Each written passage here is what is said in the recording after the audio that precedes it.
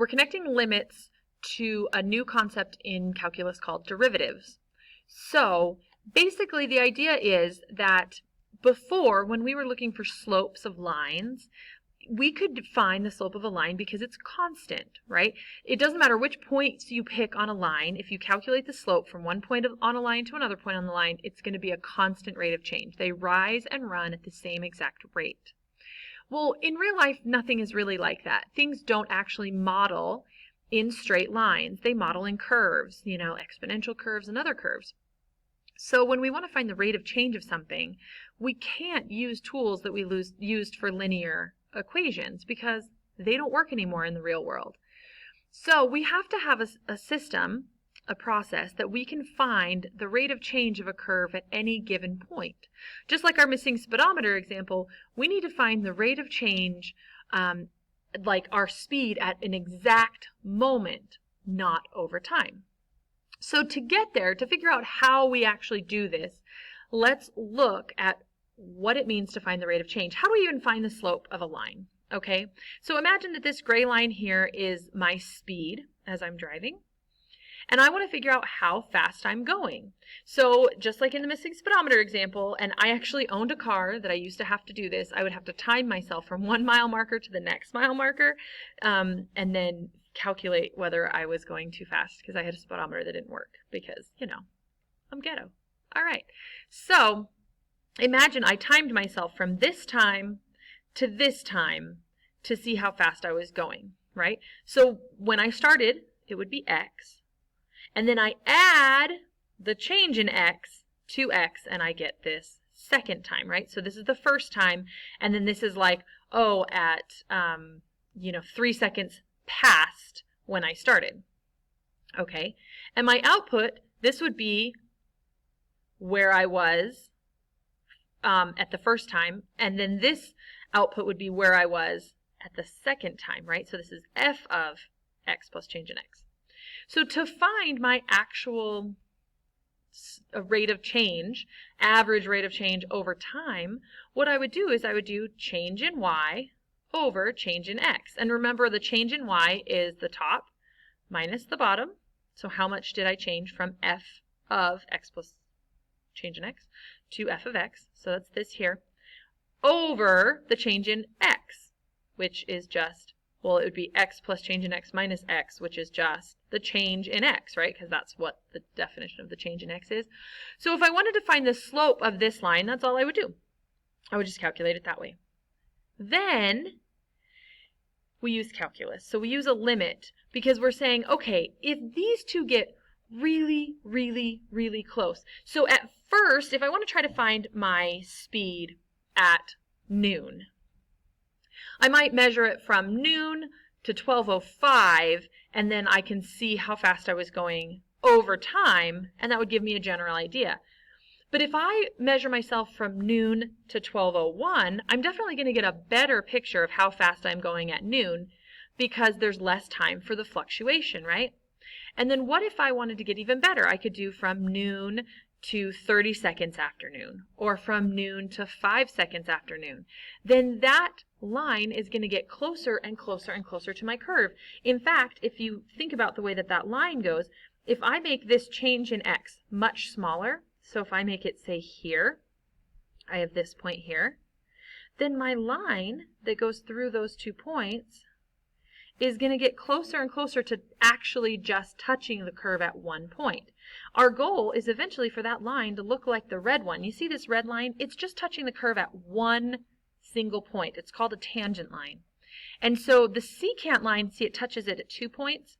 And what we're doing is, if you can imagine, and I wish I had some computer animation, I'm sure there is one somewhere, but I didn't look one up, that if you can imagine as I'm making this smaller and smaller and smaller, and I'm pulling this point closer and closer to the original point, then the line that goes through those is going to look more and more and more like this red line because it's going to keep getting closer to that tangent line.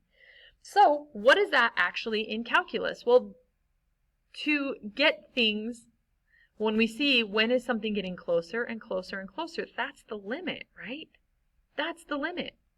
So if I say, what is the limit As change in x gets really, really small, or as in change in x goes to 0, as the change gets so tiny it doesn't even matter anymore, what is this function going to be? That's going to tell me the slope of this tangent line.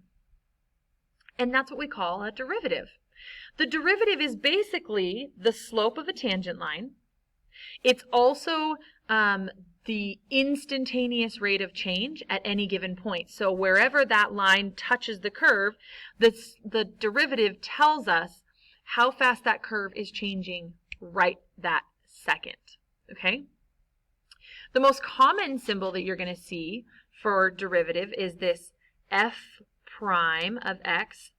That's 1. The other thing, okay, so the reason we have more than one notation is because there were 2 different people who discovered calculus right around the same time in separate places of the world. And so they both had 2 different notations for it. So we're going to see both notations because like nobody wanted to say, well, that notation is better than that notation. And both of them have their pluses and minuses. Okay, so any other time that you see any of these other notations, they all mean the same thing. Okay, so this one we say f prime of x. It's the same as y prime. Okay, we also could say dy dx. We also could say dx of f of x. This means the derivative of f of x. We also might say the slope of the tangent line. That's m, remember, represents slope, and that says tangent. And then this is how we actually find the slope of the tangent line. Whoop. The limit as x approaches 0, as change in x approaches 0 of f of x plus change in x minus f of x over change in x. Or the limit as h approaches 0 of this whole function. Basically, the idea is that instead of writing change in x, we just write h because it's less messy. So a lot of times you'll see the limit definition of a derivative look like this. Okay? I want you to write this down in your notes. I mean, I know it's already in your book. I want you to memorize this. You absolutely should be able to, at any given moment, if I just say, write down the limit definition of a derivative, you should be able to crank that out just like that. Okay? And you'll see how we apply it in a little bit, but you should be able to write this down in your sleep. Okay? The limit definition of derivative. Okay. So, some notes. A vertical tangent line has no slope. So if you have a function that the line tangent to the curve is a vertical line, then it has no slope, right? Because that's undefined, and therefore no derivative. So this is another important point. If there is a vertical tangent line, there is no derivative at that point at all. Okay?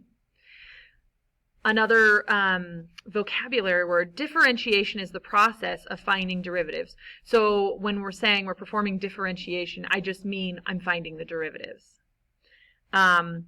If the derivative exists at a point on the curve, then the function is said to be differentiable at that point.